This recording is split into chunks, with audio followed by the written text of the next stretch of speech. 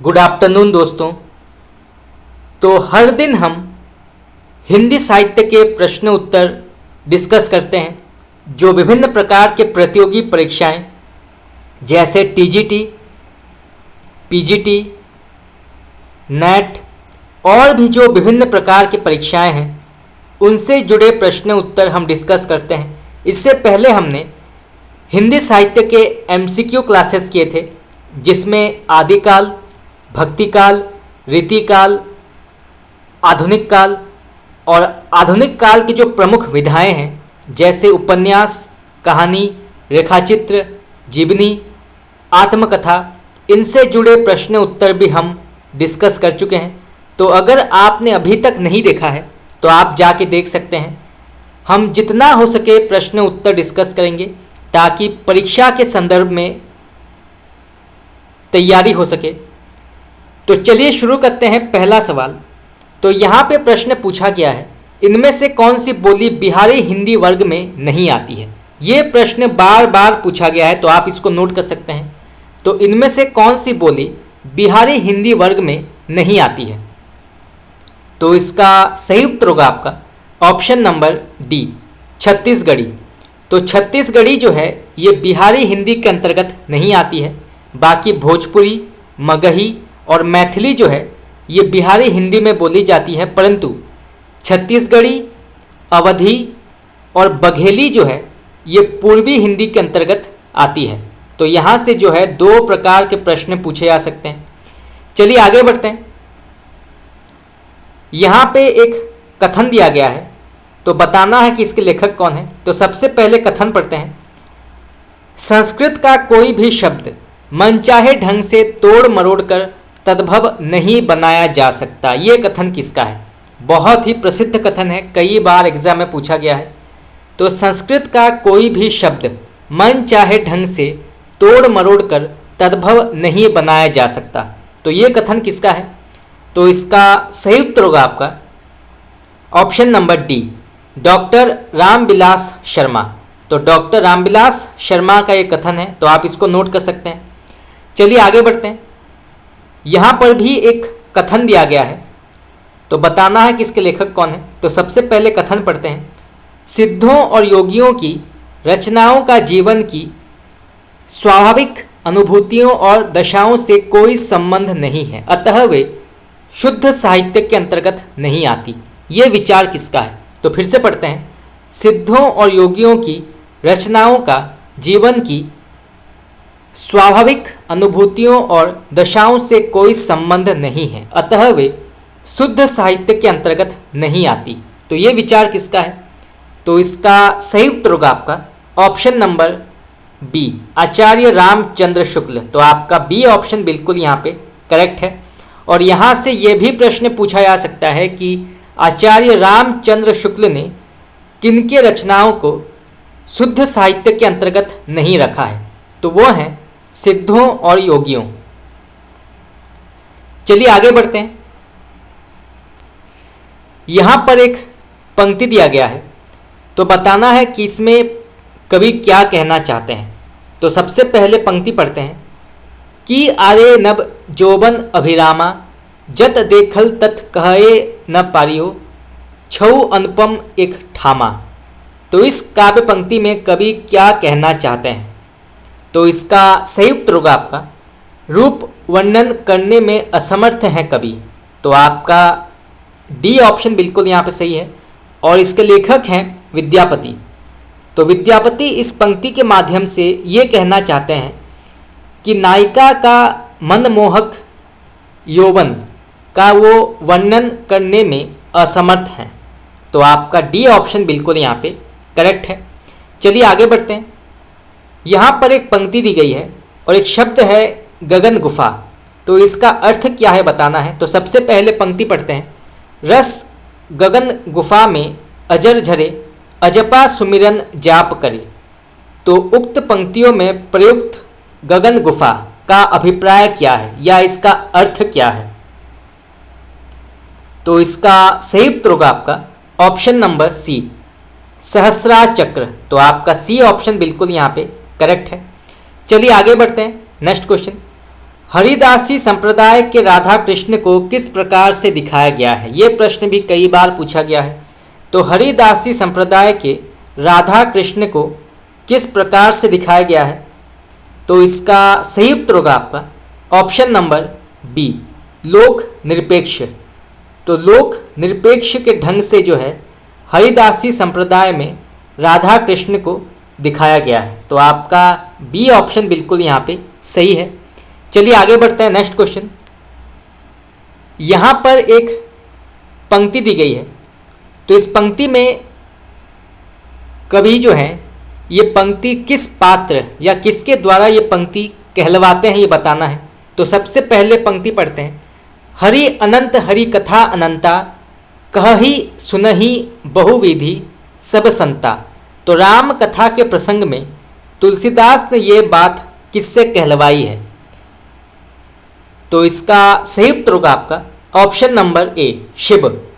तो शिव के माध्यम से गोस्वामी तुलसीदास ने ये कथन कहा है और ये जो है राम कथा पर लिया गया है। तो यहाँ से जो है कई प्रश्न पूछे जा सकते हैं। चलिए आगे बढ़ते हैं। निम्नलिखित में से किस कवि ने सतसई की रचना नहीं की है? तो इनमें से किस कवि ने सतसई की रचना नहीं की है? तो इसका सही उत्तर होगा आपका ऑप्शन नंबर ए, चिंतामणि। तो ऋतिकाल के ऋतिबद्ध कवि चिंतामणि ने सतसई की रचना नहीं की है। तो आपका ए ऑप्शन बिल्कुल यहाँ पे सही है। बाकी मतिराम, राम सहाय, अमीरदास, रहीम, बिहारी,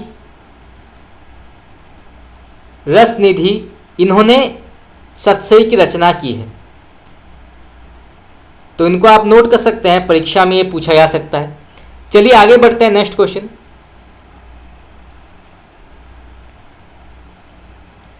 भारत में अंग्रेजों के बढ़ते प्रभाव के प्रति ध्यान आकर्षित करते हुए पद्माकर ने किस राजा के दरबार में ये कवित पढ़ा था? तो यहाँ पे जो है एक पंक्ति दी गई है। इस पंक्ति को लिखने का जो अभिप्राय है या जो कारण है वो ये है कि भारत में अंग्रेजों का प्रभाव जो है वो बढ़ता जा रहा था। तो इसके प्रति राजा का ध्यान आकर्षित करने के लिए कवि पद्माकर ने ये पंक्ति लिखी है। तो इसके हम सिर्फ जो है 2 सेंटेंस पढ़ते हैं क्योंकि बहुत बड़ा ये पंक्ति है तो समय लगेगा। मीनागढ़ बम्बई सुमंद मंद राज बंग, बंदर को बंद करी बंदर बसावे को। तो ये पंक्ति जो है देव पद्माकर कवि ने किस राजा के दरबार में ये कवित पढ़ा था? तो इसका सही उत्तर होगा आपका option number C, Daulat Ram Scindia. तो दौलत राव सिंधिया के दरबार में ये पंक्ति पढ़ा गया था। तो आप इसको नोट कर सकते हैं, परीक्षा में ये पूछा जा सकता है। चलिए आगे बढ़ते हैं। नेक्स्ट क्वेश्चन, निम्नलिखित में से कौन सी रचना गया प्रसाद शुक्ल स्नेही की नहीं है? तो इनमें से कौन सी रचना जो है गया प्रसाद शुक्ल स्नेही की नहीं मानी जाती? तो इसका सही उत्तर होगा आपका ऑप्शन नंबर बी, स्वप्न। तो स्वप्न के लेखक स्नेही नहीं है। तो इसके वास्तविक लेखक हैं राम नरेश त्रिपाठी। तो राम नरेश त्रिपाठी जो हैं इसके लेखक हैं। तो आपका बी ऑप्शन यहाँ पे गलत होगा। बाकी प्रेम पच्चीसी, कुसुमांजलि और कृषक क्रंदन इसके लेखक हैं स्नेही। तो आपका बी ऑप्शन यहाँ पे गलत है। चलिए आगे बढ़ते हैं। प्रेम शतक के रचनाकार कौन है? तो प्रेम शतक के लेखक कौन है? तो इसका सही उत्तर होगा आपका option number C, Viyogi Hari. तो वियोगी हरि जो हैं इसके लेखक हैं प्रेम शतक। नेक्स्ट क्वेश्चन, हिंदी में ऋतु संहार के रचयिता कौन है? ये प्रश्न भी कई बार एग्जाम में पूछा गया है तो आप इसको नोट कर सकते हैं। तो हिंदी में ऋतु संहार के रचयिता कौन है? तो इसका सही उत्तर होगा आपका ऑप्शन नंबर डी, श्रीधर पाठक। तो आपका डी ऑप्शन बिल्कुल यहाँ पे करेक्ट है। मुरारी और नरगिस के प्रेम पर आधारित उपन्यास कौन सा है? तो मुरारी और नरगिस ये 2 पात्र हैं तो इनके प्रेम पर आधारित उपन्यास का नाम क्या है? तो इसका सही उत्तर होगा आपका ऑप्शन नंबर बी, चंद हसीनों के खतूत। तो आपका डी ऑप्शन बिल्कुल यहाँ पे सही है और इसके लेखक हैं उग्र। तो मुरारी और नरगिस जो हैं ये चंद हसीनों के खतूत उपन्यास के अंतर्गत आते हैं, तो आप इसको नोट कर सकते हैं। चलिए आगे बढ़ते हैं। तपेदिक की मरीज मन्नो की कथा किस कहानी में चित्रित है? तो तपेदिक की मरीज मन्नो की कथा जो है किस कहानी में चित्रित है? तो इसका सही उत्तर होगा आपका ऑप्शन नंबर बी, बादलों के घेरे। बहुत ही प्रसिद्ध कहानी है, आपके सिलेबस में भी होगा, बादलों के घेरे। इसके लेखक हैं कृष्णा सोबती और यहाँ पे एक पात्र है जिसका नाम है मन्नो, वो तपेदिक की मरीज है। इसके अलावा एक और पात्र है जिसका नाम है रवि, उसको भी अंत में जो है तपेदिक की बीमारी हो जाती है और फिर वो अंत में मन्नो को याद करती है। तो रवि और मन्नो ये दोनों जो हैं बादलों के घेरे कहानी के पात्र हैं। तो यहाँ से जो है दो प्रकार के प्रश्न पूछे जा सकते हैं। चलिए आगे बढ़ते हैं। यहाँ पे एक पंक्ति दी गई है, तो बताना है कि ये जो है किस निबंध के अंतर्गत आता है। तो सबसे पहले निबंध पंक्ति पढ़ते हैं। अनुभूति के द्वंद्व से ही प्राणी के जीवन का आरंभ होता है। उच्च प्राणी मनुष्य भी केवल एक जोड़ी अनुभूति लेकर इस संसार में आता है। तो ये पंक्तियाँ जो है किस निबंध से लिया गया है? तो फिर से पढ़ते हैं। अनुभूति के द्वंद्व से ही प्राणी के जीवन का आरंभ होता है। उच्च प्राणी मनुष्य भी केवल एक जोड़ी अनुभूति लेकर इस संसार में आता है। तो ये किस निबंध से लिया गया है? तो इसका सही उत्तर होगा आपका ऑप्शन नंबर सी, भाव या मनोविकार। तो भाव या मनोविकार निबंध से ये पंक्ति ली गई है। चलिए आगे बढ़ते हैं। नारी का आकर्षण पुरुष को पुरुष बनाता है तो उसका अपकर्षण उसे गौतम बुद्ध बनाता है। ये संवाद किस नाटक से लिया गया है? तो फिर से पढ़ते हैं। नारी का आकर्षण पुरुष को पुरुष बनाता है तो उसका अपकर्षण उसे गौतम बुद्ध बना देता है। ये संवाद जो है किस नाटक से लिया गया है? तो इसका सही उत्तर होगा आपका ऑप्शन नंबर सी, लहरों के राजहंस। तो ये जो है लहरों के राजहंस के अंतर्गत लिखा गया है और यहाँ से ये भी प्रश्न पूछा जा सकता है कि लहरों के राजहंस किस प्रकार के साहित्यिक रूप या किस प्रकार के साहित्यिक विधा के अंतर्गत आते हैं? तो ये जो है नाटक के अंतर्गत आते हैं और इसके लेखक हैं मोहन राकेश। तो यहाँ से जो है 3 प्रकार के प्रश्न पूछे जा सकते हैं। चलिए आगे बढ़ते हैं। वटवृक्ष की छाया में किस लेखक किसकी स्मृति को सुरक्षित रखने के लिए लिखी गई है? तो वटवृक्ष की छाया में किस लेखक किसकी स्मृति को सुरक्षित रखने के लिए लिखी गई है? तो इसका सही उत्तर होगा आपका ऑप्शन नंबर बी, अमृतलाल नागर। तो आपका बी ऑप्शन बिल्कुल यहाँ पे करेक्ट है। नेक्स्ट क्वेश्चन, राही मासूम रजा के द्वारा रचित उपन्यास कौन सा नहीं है? तो राही मासूम रजा के द्वारा रचित उपन्यास कौन सा नहीं है? तो इसका सही उत्तर होगा आपका ऑप्शन नंबर सी, समर शेष है। तो आपका सी ऑप्शन बिल्कुल यहाँ पे गलत है। बाकी टोपी शुक्ला, दिल एक सादा कागज और कटरा बी आरजू इसके लेखक हैं राही मासूम रजा, परंतु समर शेष है इसके लेखक कौन है? तो इसके लेखक हैं विवेकी राय। तो यहाँ से जो है 2 प्रकार के प्रश्न पूछे जा सकते हैं। चलिए आगे बढ़ते हैं। भक्ति के आंदोलन की जो लहर दक्षिण से आई उसी ने उत्तर भारत की परिस्थिति के अनुरूप हिंदू मुसलमान दोनों के लिए एक सामान्य भक्ति मार्ग की भी भावना कुछ लोगों में जगाई। ये कथन किसका है? ये भी अत्यंत ही प्रसिद्ध कथन है, कई बार परीक्षा में पूछा गया है। तो भक्ति के आंदोलन की जो लहर दक्षिण से आई उसी ने उत्तर भारत की परिस्थिति के अनुरूप हिंदू मुसलमान दोनों के लिए एक सामान्य भक्ति मार्ग की भी भावना कुछ लोगों में जगाई। तो ये कथन किसका है? तो इसका सही उत्तर होगा आपका ऑप्शन नंबर ए, आचार्य रामचंद्र शुक्ल का। तो आपका ए ऑप्शन बिल्कुल यहाँ पे करेक्ट है। चलिए आगे बढ़ते हैं। नेक्स्ट क्वेश्चन, निम्नलिखित में से पश्चिमी विचारक 20वीं सदी में मौजूद नहीं है। तो इनमें से कौन से पश्चिमी विचारक जो हैं वो 20वीं सदी के विचारक नहीं माने जाते? तो इसका सही उत्तर होगा आपका option number B, Samuel Taylor Coleridge. ये जो हैं ये 20वीं सदी के अंतर्गत नहीं आते हैं, ये 19वीं सदी के विचारक माने जाते हैं। तो आपका बी ऑप्शन बिल्कुल यहाँ पे गलत है।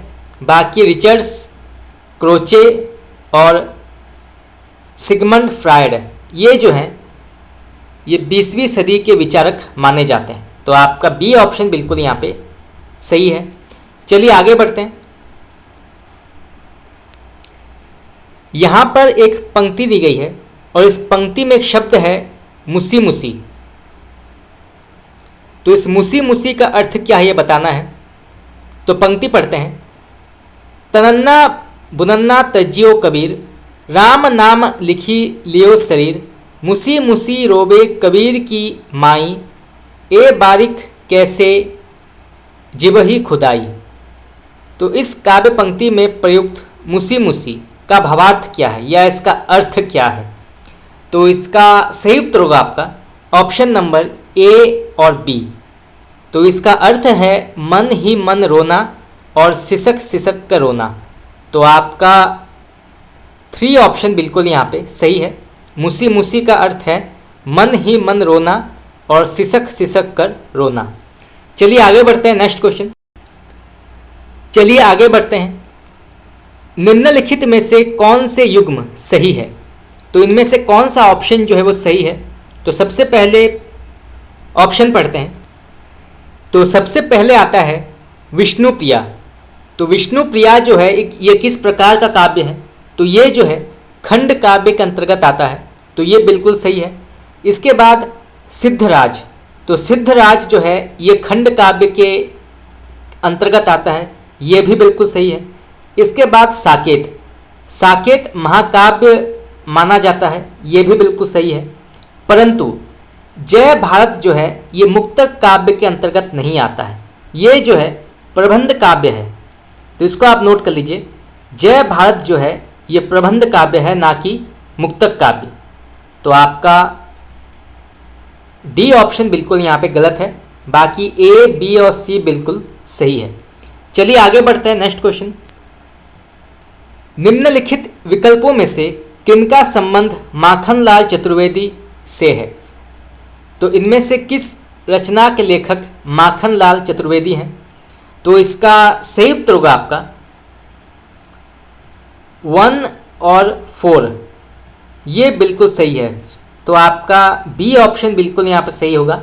सिपाही और पुष्प की अभिलाषा, इसके लेखक हैं माखनलाल चतुर्वेदी। तो आपका बी ऑप्शन बिल्कुल यहाँ पे करेक्ट है। चलिए आगे बढ़ते हैं। सुमित्रानंदन पंत की निम्नलिखित कृतियों में से किन पर अरविंद दर्शन का प्रभाव पड़ा है? तो यहाँ पे ये प्रश्न पूछा गया है कि सुमित्रानंदन पंत की कौन सी कृति में जो है अरविंद दर्शन का प्रभाव पड़ा है? तो इसका सही उत्तर होगा आपका ऑप्शन नंबर बी और सी, सोवर्ण और रजत शिखर। इसमें जो है अरविंद दर्शन का प्रभाव पड़ा है। तो आपका 2 और 3 बिल्कुल सही है। अगर ये प्रश्न पूछा जाता है कि रजत शिखर इसमें किस दर्शन का प्रभाव है, तो इसमें जो है अरविंद दर्शन का प्रभाव माना जाता है। चलिए आगे बढ़ते हैं। नेक्स्ट क्वेश्चन, विदेशी पृष्ठभूमि पर आधारित हिंदी उपन्यास कौन सा है?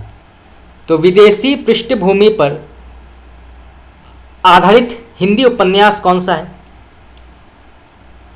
तो इसका सही उत्तर होगा आपका ऑप्शन नंबर बी। आपका ए, बी और सी तीनों बिल्कुल सही है, परंतु आपका डी ऑप्शन यहाँ पे गलत होगा। वे दिन जो है ये चेकोस्लोवाकिया के ऊपर वर्णन या वर्णित है। रुकेगी नहीं राधिका ये प्रवासी भारतीय पर लिखा गया है।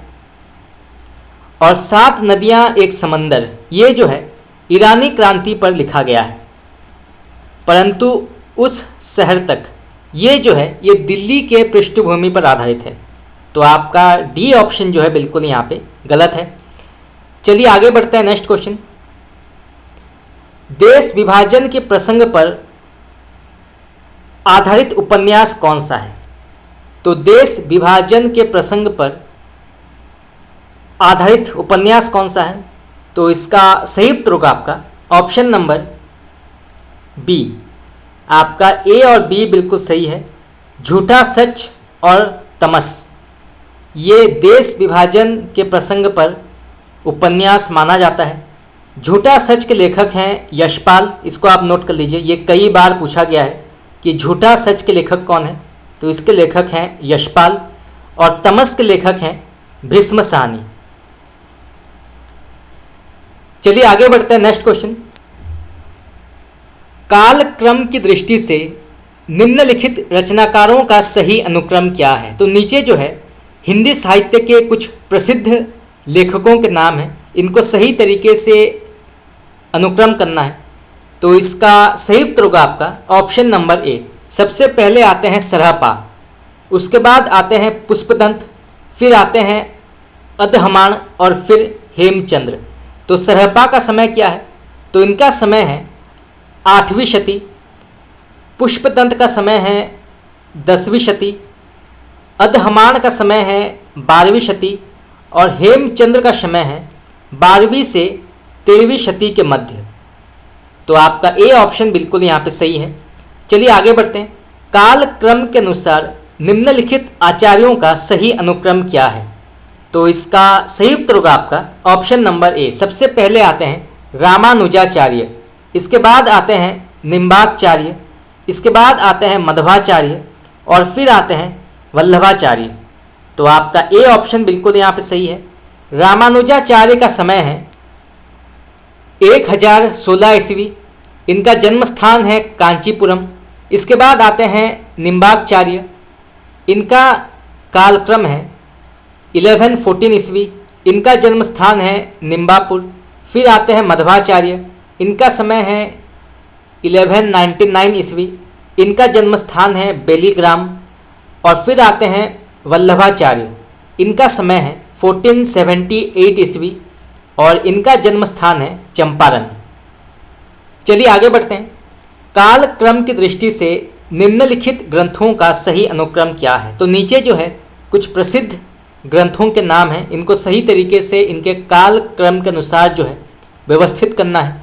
तो सबसे पहले प्रकाशित हुई थी रस रहस्य, इसके बाद भाव विलास, फिर काव्य निर्णय और फिर जगत विनोद। तो आपका बी ऑप्शन बिल्कुल यहाँ पे सही है। रस रहस्य का समय है 1670 ईस्वी, इसके लेखक हैं कुलपति मिश्र। फिर भाव विलास ये प्रकाशित हुई थी 1689 ईस्वी में, इसके लेखक हैं देवकवि। इसके बाद काव्य निर्णय ये लिखा गया था 1746 में, इसके लेखक हैं भिखारी दास। और फिर जगत विनोद ये लिखा गया था 1803 ईस्वी में और इसके लेखक हैं पद्माकर। चलिए आगे बढ़ते हैं। प्रकाशन वर्ष के अनुसार निम्नलिखित रचनाओं का सही अनुक्रम क्या है? तो इसका सही उत्तर होगा आपका ऑप्शन नंबर सी। सबसे पहले प्रकाशित हुई थी मधुशाला। तो मधुशाला का समय क्या है? तो इसका समय है 1935, 1935 को ये लिखा गया था। इसके बाद एकांत संगीत, इसका समय क्या है? तो ये लिखा गया था 1939 में। इसके बाद सतरंगिनी ये कब लिखा गया था? तो ये लिखा गया था 1945 में। और फिर मिलन यामिनी ये लिखा गया था 1950 में। तो आपका सी ऑप्शन बिल्कुल यहाँ पे सही है। चलिए आगे बढ़ते हैं। जन्म काल के अनुसार निम्नलिखित रचनाकारों का सही अनुक्रम क्या है? ये प्रश्न कई बार पूछा गया है, तो आप इसको नोट कर सकते हैं। तो नीचे जो है कुछ प्रसिद्ध लेखकों के नाम हैं, इनको इनके जन्मकाल के अनुसार जो है व्यवस्थित करना है। तो इसका सही उत्तर होगा आपका ऑप्शन नंबर ए। सबसे पहले आते हैं श्रीधर पाठक, इनका समय सबसे पहले आता है। फिर आते हैं अयोध्या सिंह उपाध्याय हरिओध, फिर आते हैं जयशंकर प्रसाद, और फिर आते हैं सुमित्रा नंदन पंत। तो आपका ए ऑप्शन बिल्कुल यहाँ पे सही है। श्रीधर पाठक का समय है 1859 से 1928 ईस्वी, इनका जन्म स्थान है आगरा। फिर अयोध्या सिंह उपाध्याय हरिओध, इनका समय है 1864 से 1947 ईस्वी, इनका जन्म स्थान है आजमगढ़। फिर आते हैं जयशंकर प्रसाद, इनका समय है 1889 से 1937 ईस्वी, इनका जन्म स्थान है वाराणसी। और फिर सुमित्रा नंदन पंत, इनका समय है 1900 से 1977 और इनका जन्म स्थान है अल्मोड़ा। तो आप इसको नोट कर सकते हैं, यहाँ से दो प्रकार के प्रश्न पूछे जा सकते हैं, जन्म और मृत्यु काल और जन्म स्थान। नेक्स्ट क्वेश्चन, यहाँ पे प्रश्न पूछा गया है प्रकाशन वर्ष के अनुसार निम्नलिखित रचनाओं का सही अनुक्रम क्या है। तो इसका सही उत्तर होगा आपका ऑप्शन नंबर सी। सबसे पहले प्रकाशित हुई थी झरना। तो झरना का समय क्या है, तो ये प्रकाशित हुई थी 1918 में। इसके बाद अनामिका, अनामिका प्रकाशित हुई थी 1923 में। इसके बाद पल्लव, पल्लव प्रकाशित हुई थी 1928 में। और फिर निहार, तो निहार प्रकाशित हुई थी 1930 में। तो आपका सी ऑप्शन बिल्कुल यहाँ पे सही है। चलिए आगे बढ़ते हैं। प्रकाशन वर्ष के अनुसार जयशंकर प्रसाद के रचनाओं का सही अनुक्रम क्या है। तो यहाँ पे जो है नीचे लेखक जयशंकर प्रसाद के कुछ प्रसिद्ध रचनाओं के नाम हैं, इनको प्रकाशन वर्ष के अनुसार जो है व्यवस्थित करना है। तो इसका सही उत्तर होगा आपका ऑप्शन नंबर सी। सबसे पहले प्रकाशित हुई थी प्रेम पथिक, इसके बाद प्रकाशित हुई थी आंसू। प्रेम पथिक का समय है 1913। फिर प्रकाशित हुई थी लहर, लहर का समय है 1933। और फिर प्रकाशित हुई थी कामायनी, तो इसका समय है 1935। तो आपका सी ऑप्शन बिल्कुल यहाँ पे करेक्ट है। चलिए आगे बढ़ते हैं। प्रकाशन वर्ष के अनुसार निम्नलिखित उपन्यासों का सही अनुक्रम क्या है। तो इसका सही उत्तर होगा आपका ऑप्शन नंबर सी। सबसे पहले प्रकाशित हुई थी सूरजमुखी अंधेरे के, इसके बाद शेष यात्रा, फिर ठिकरी की मंगनी, ठिकरे की मंगनी, और फिर कठगुलाब। तो आपका सी ऑप्शन बिल्कुल यहाँ पे सही है। सूरजमुखी अंधेरे के ये प्रकाशित हुई थी 1972 में, इसके लेखक हैं कृष्णा सोबती।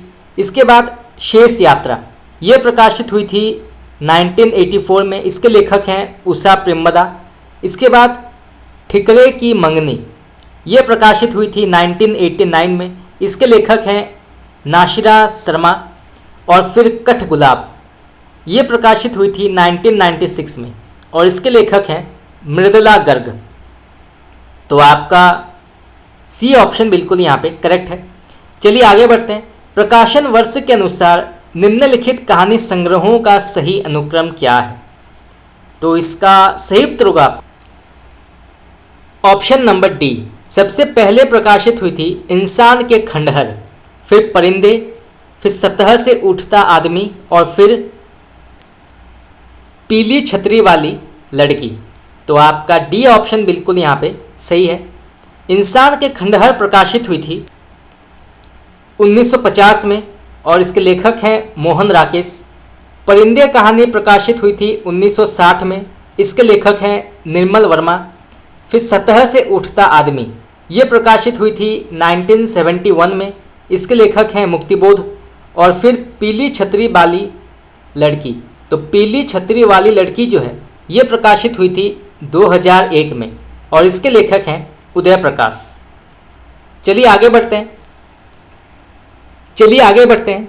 यहाँ पे आपको मिलान करना है सूची 1 को सूची 2 के साथ।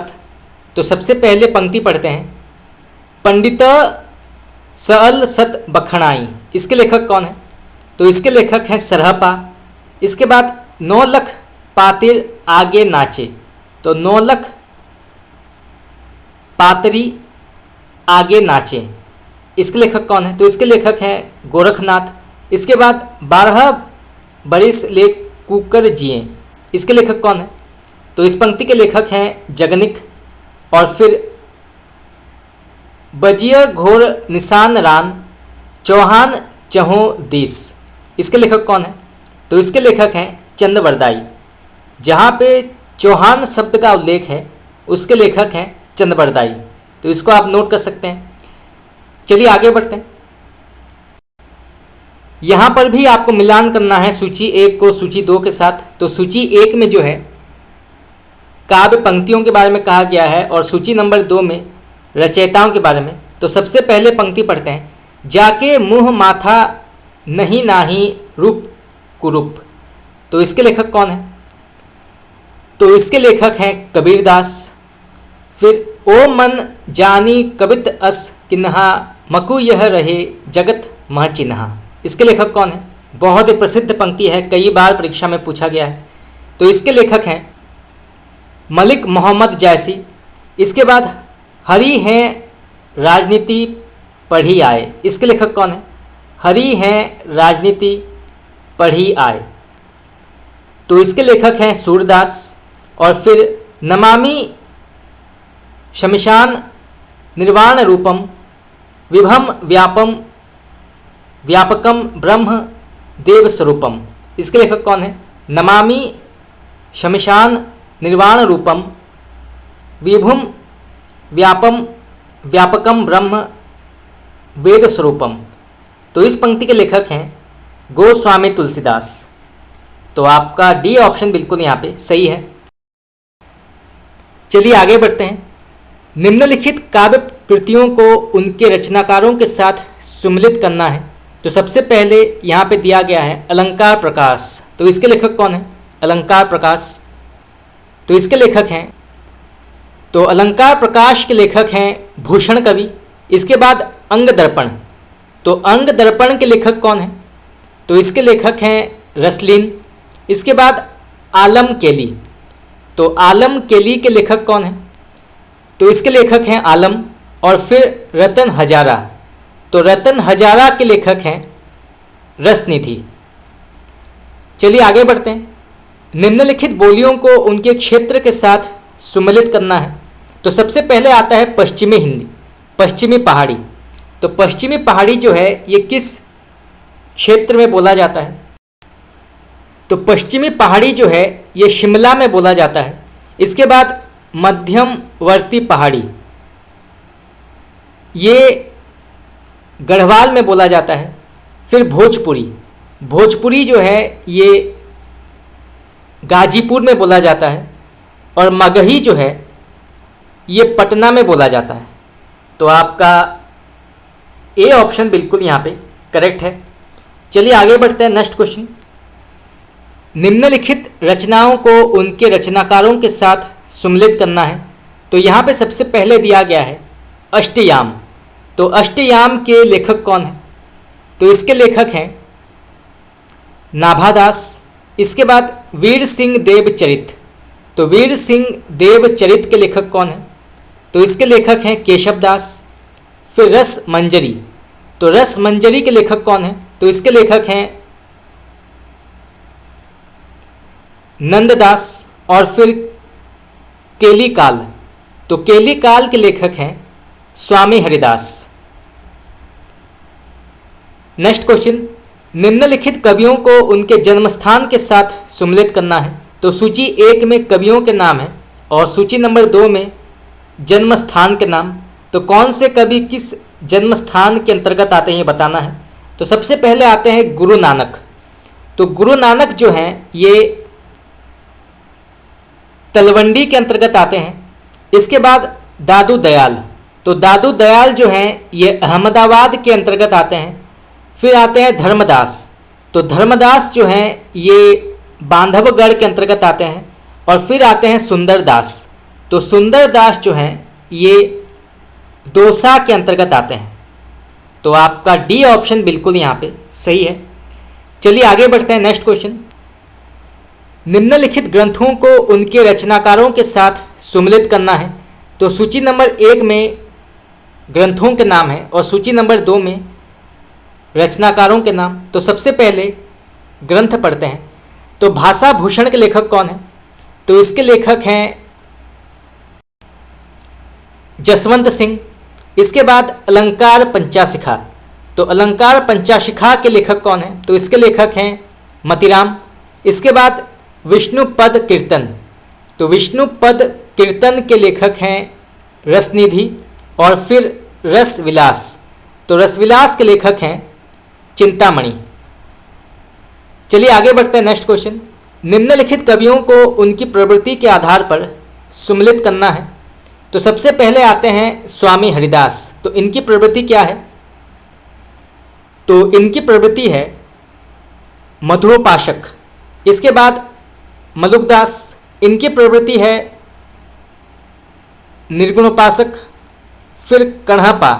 तो कण्हपा जो है ये निरीश्वरवादी के अंतर्गत आते हैं। और फिर कुतुम्बन। तो कुतुम्बन जो है ये एकेश्वरवादी के अंतर्गत आते हैं। तो आप इसको नोट कर सकते हैं। चलिए आगे बढ़ते हैं।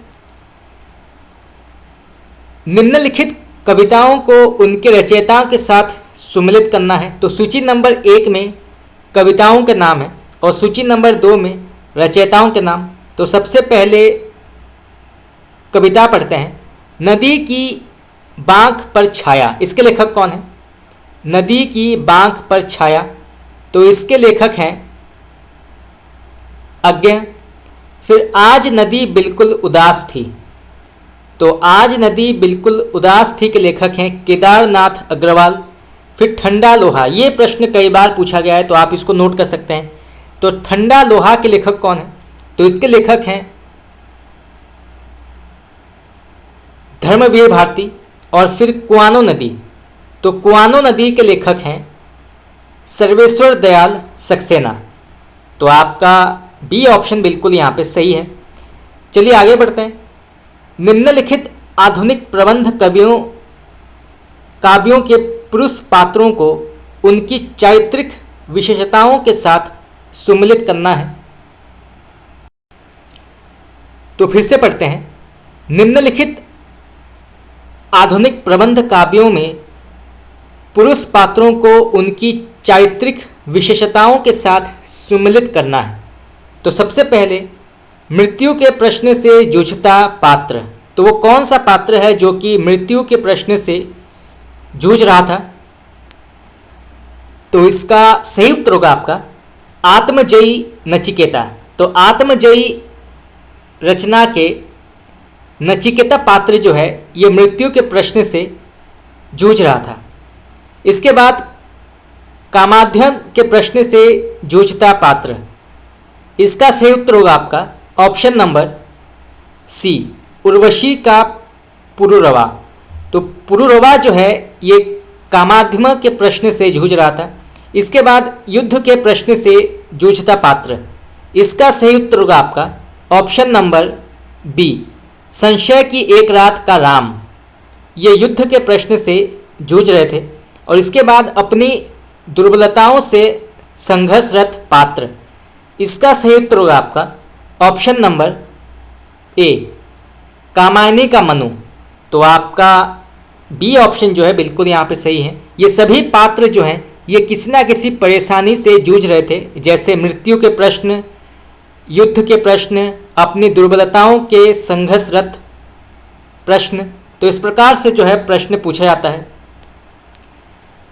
चलिए आगे बढ़ते हैं। निम्नलिखित रचनाकारों को उनकी रचनाओं के साथ सुमेलित करना है। तो सबसे पहले आते हैं रामधारी सिंह दिनकर। इन्होंने लिखा था, तो रामधारी सिंह दिनकर ने लिखा था दिल्ली। इसके बाद रामकुमार वर्मा। तो रामकुमार वर्मा ने लिखा था एकलव्य। राम नरेश त्रिपाठी, इन्होंने लिखा था पथिक।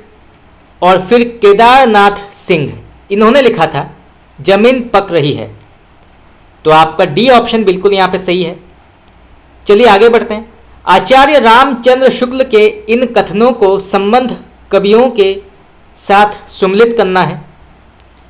तो यहाँ पे आचार्य रामचंद्र शुक्ल ने कई कवियों और लेखकों के संदर्भ में कथन कहे हैं। तो कौन सा कथन किस लेखक के बारे में कहा गया है ये बताना है। तो सबसे पहले कथन पढ़ते हैं। अज्ञात प्रिय की और इशारा करने की अतिरिक्त इन्होंने जगत के अनेक प्रस्तुत रूपों और व्यापारों को भी अपनी सरल भावनाओं के रंग में दिखा है। तो ये कथन किसके लिए कहा गया है? अज्ञात प्रिय की ओर इशारा करने के अतिरिक्त इन्होंने जगत के अनेक प्रस्तुत रूपों और व्यापारों को भी अपनी सरल भावनाओं के रंग में देखा है। ये कथन किसका है? तो ये लिखा गया है सूर्यकांत त्रिपाठी निराला के लिए। इसके बाद इस वेदना को लेकर इन्होंने हृदय की ऐसी अनुभूतियां सामने रखी है जो लोकोत्तर है। ये किसके लिए कहा गया है? तो ये लिखा गया है महादेवी वर्मा के लिए। चलिए आगे बढ़ते हैं। कवि की रहस्य दृष्टि प्रकृति की आत्मा जगत के रूपों और व्यापारों में व्यक्त होने वाली आत्मा की ओर आती है। ये किसके लिए कहा गया है? तो ये कथन जो है ये कहा गया है सुमित्रानंदन पंत के लिए। इसके बाद इनकी रहस्यवादी रचनाओं को देखकर चाहे तो वो कहें कि इनकी मधुवर्षा के मानस प्रसार के लिए रहस्यवाद का पर्दा मिल गया। ये किसके लिए कहा गया है? आचार्य रामचंद्र शुक्ल ने। तो ये कहा गया है जय शंकर प्रसाद के लिए। तो आपका सी ऑप्शन बिल्कुल यहाँ पे सही है। चलिए आगे बढ़ते हैं नेक्स्ट क्वेश्चन। चलिए आगे बढ़ते हैं। निम्नलिखित उपन्यासों को उनके वन्य विषय के साथ सुमिलित करना है। तो सबसे पहले आता है नाच्यो बहुत गोपाल। तो इसका सही उत्तर होगा आपका दलित जीवन। तो नाच्यो बहुत गोपाल जो है ये दलित जीवन पर इसका विषय है। इसके बाद सूरज का सातवां घोड़ा, ये जो है इलाहाबाद के परिवेश का विषय है। इसके बाद मुझे चांद चाहिए, इसका विषय है रंगमंच और सिनेमा संसार। और फिर गली आगे मुड़ती है, इसका विषय है वाराणसी का परिसर। तो आपका ए ऑप्शन बिल्कुल यहाँ पे सही है। चलिए आगे बढ़ते हैं। निम्नलिखित उपन्यासों को संबंधित परिवेश के साथ सुमिलित करना है। तो यहाँ पे पहले सूची में उपन्यासों के नाम है और दूसरे सूची में परिवेश के बारे में कहा गया है। तो कौन सा उपन्यास किस परिवेश के अंतर्गत आता है ये बताना है। तो सबसे पहले आता है राग दरबारी। तो राग दरबारी जो है ये शिवपालगंज नामक एक ग्राम है, उसके परिवेश पर आधारित है। इसके बाद अंतिम अरण्य। तो अंतिम अरण्य जो है ये बहादुरगंज का परिवेश दिखाया गया है। इसके बाद बसंती। तो बसंती जो है ये महानगर दिल्ली के बारे में इसका उल्लेख है। और फिर कोरजा। तो कोरजा जो है ये बक्सर मध्य प्रदेश में इसका परिवेश दिखाया गया है। तो आपका डी ऑप्शन बिल्कुल यहाँ पे सही है। चलिए आगे बढ़ते हैं। निम्नलिखित कहानियों को उनके संबंध पात्रों के साथ सुमिलित करना है। तो सबसे पहले सूची में जो है कहानियों के नाम है और दूसरे सूची में लेखकों के नाम। तो कौन सा कहानी जो है किस पात्र के अंतर्गत आता है ये बताना है। तो सबसे पहले गदल। तो गदल में किस पात्र का उल्लेख है? तो गदल में निहाल नामक एक पात्र है। इसके बाद गुलकी बन्नो। तो गुलकी बन्नो जो है इसमें मिहिरलाल नामक एक पात्र है। इसके बाद पिसनहारी का कुआं, इसमें जो है गोमती नामक एक पात्र का उल्लेख है। और इसके बाद एक ठहरा हुआ चाकू, इसमें जो है मिन्नी नामक एक पात्र है।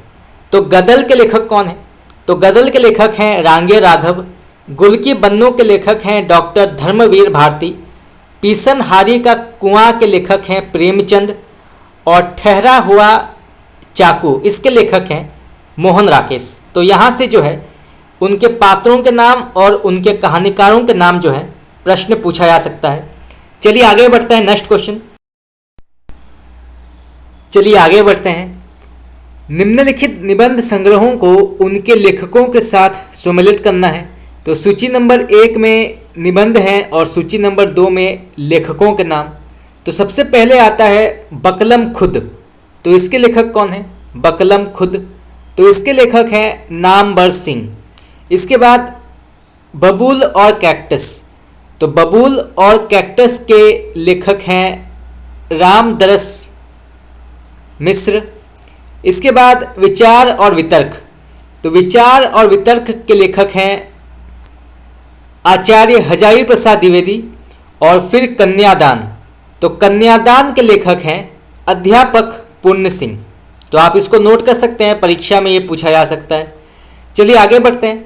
निम्नलिखित नाटककारों को उनके रचित नाटकों के साथ सम्मिलित करना है। तो सबसे पहले आते हैं सुरेंद्र वर्मा। तो सुरेंद्र वर्मा ने लिखा है सेतुबंध। इसके बाद हमीदुल्ला। तो हमीदुल्ला ने लिखा है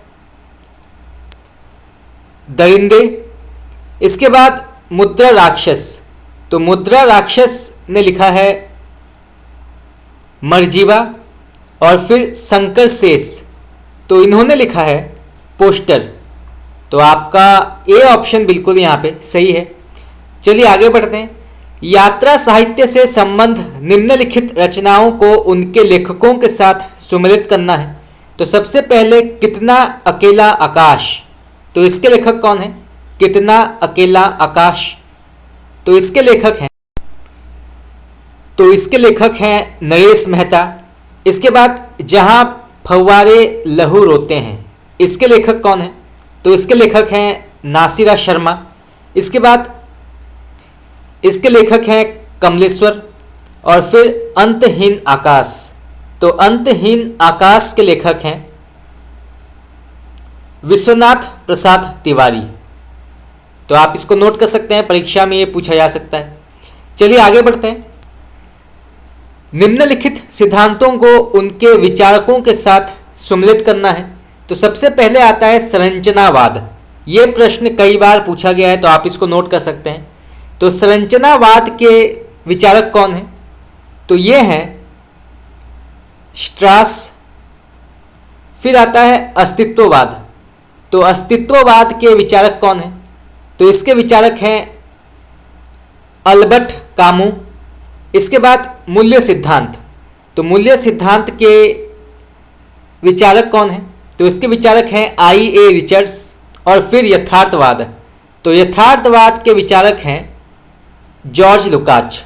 तो आपका जो बी ऑप्शन बिल्कुल यहाँ पे सही है। चलिए आगे बढ़ते हैं। Next question. निम्नलिखित आलोचकों को उनकी कृतियों के साथ सम्मिलित करना है। तो सबसे पहले लक्ष्मीकांत वर्मा। तो इन्होंने क्या लिखा है? लक्ष्मीकांत वर्मा। तो इन्होंने लिखा है नई कविता के प्रतिमान। इसके बाद राम स्वरूप चतुर्वेदी। इन्होंने क्या लिखा है? तो इन्होंने लिखा है कामायनी का पुनः मूल्यांकन। इसके बाद शिवदान सिंह चौहान। इन्होंने लिखा है हिंदी साहित्य के 80 वर्ष। और फिर शिव कुमार मिश्र। इन्होंने लिखा है भक्ति काव्य और लोक जीवन। तो आपका ए ऑप्शन बिल्कुल यहाँ पे सही है। लक्ष्मीकांत वर्मा ने लिखा है नई कविता के प्रतिमान। राम स्वरूप चतुर्वेदी ने लिखा है कामायनी का पुनः मूल्यांकन। शिवदान सिंह चौहान ने लिखा है हिंदी साहित्य के 80 वर्ष। और शिव कुमार मिश्र ने लिखा है भक्ति काव्य और लोक जीवन। और एक और रचना है जिसका नाम है नए साहित्य और सौंदर्य शास्त्र। तो इसके लेखक हैं मुक्तिबोध। तो इसको भी आप नोट कर सकते हैं। तो नए साहित्य और सौंदर्य शास्त्र के लेखक हैं मुक्तिबोध। चलिए आगे बढ़ते हैं। Next question. चलिए आगे बढ़ते हैं। आभ्यंतर प्रयत्न के अनुसार वर्णों के भेद कितने हैं? तो आभ्यंतर प्रयत्न के अनुसार वर्णों के भेद कितने हैं? तो इसका सही उत्तर होगा आपका ऑप्शन नंबर बी 4। तो आपका बी ऑप्शन बिल्कुल यहाँ पे सही है। चलिए आगे बढ़ते हैं। निम्नलिखित में से पश्चिमी हिंदी की बोली कौन सी नहीं है? तो इनमें से पश्चिमी हिंदी की बोली कौन सी नहीं है? तो इसका सही उत्तर होगा आपका मगही। मगही जो है ये पश्चिमी हिंदी के अंतर्गत नहीं आती है। पश्चिमी हिंदी के अंतर्गत आती है ब्रज भाषा, खड़ी बोली, कन्नौजी, बुंदेली और हरियाणवी। बाकी मगही, मैथिली, भोजपुरी जो है ये बिहारी हिंदी के अंतर्गत आती है। चलिए आगे बढ़ते हैं। सिद्ध साहित्य के अंतर्गत 84 सिद्धों की वे साहित्यिक रचनाएं आती हैं जो किस भाषा में लिखी गई है? तो इसका सही उत्तर होगा आपका ऑप्शन नंबर डी, तत्कालीन लोक भाषा हिंदी में लिखी गई है। तो तत्कालीन लोक भाषा हिंदी में सिद्ध साहित्य के अंतर्गत 84 सिद्धों की वे साहित्यिक रचनाएं लिखी गई हैं। तो आप इसको नोट कर सकते हैं, परीक्षा में ये पूछा जा सकता है। चलिए आगे बढ़ते हैं। नेक्स्ट क्वेश्चन, कबीर के निर्गुण पंथ का आधार भारतीय वेदांत और सूफियों का प्रेम तत्व है। ये विचार किसका है? बहुत ही प्रसिद्ध कथन है, कई बार एग्जाम में पूछा गया है। तो कबीर के निर्गुण पंथ का आधार भारतीय वेदांत और सूफियों का प्रेम तत्व है। ये विचार किसका है? तो इसका सही उत्तर होगा आपका ऑप्शन नंबर ए, आचार्य रामचंद्र शुक्ल। तो आपका ए ऑप्शन बिल्कुल यहां पे करेक्ट है। नेक्स्ट क्वेश्चन,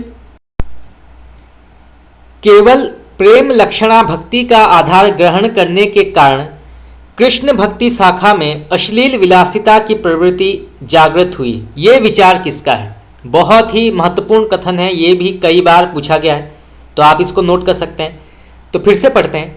केवल प्रेम लक्षणा भक्ति का आधार ग्रहण करने के कारण कृष्ण भक्ति शाखा में अश्लील विलासिता की प्रवृत्ति जागृत हुई। तो ये विचार किसका है? तो इसका सही उत्तर होगा आपका ऑप्शन नंबर सी, आचार्य रामचंद्र शुक्ल। तो आपका सी ऑप्शन बिल्कुल यहाँ पे करेक्ट है। तो फ्रेंड्स, आज के लिए इतना ही। आज हमने कुल 60 प्रश्न उत्तर डिस्कस किए हिंदी साहित्य के, जो कई बार परीक्षा में पूछे गए हैं, और आगे और भी बहुत सारे प्रश्न उत्तर हम डिस्कस करेंगे। तो आप लोगों को कैसा लगा क्लास, आप मुझे बता सकते हैं कमेंट करके। आपका बहुत बहुत धन्यवाद।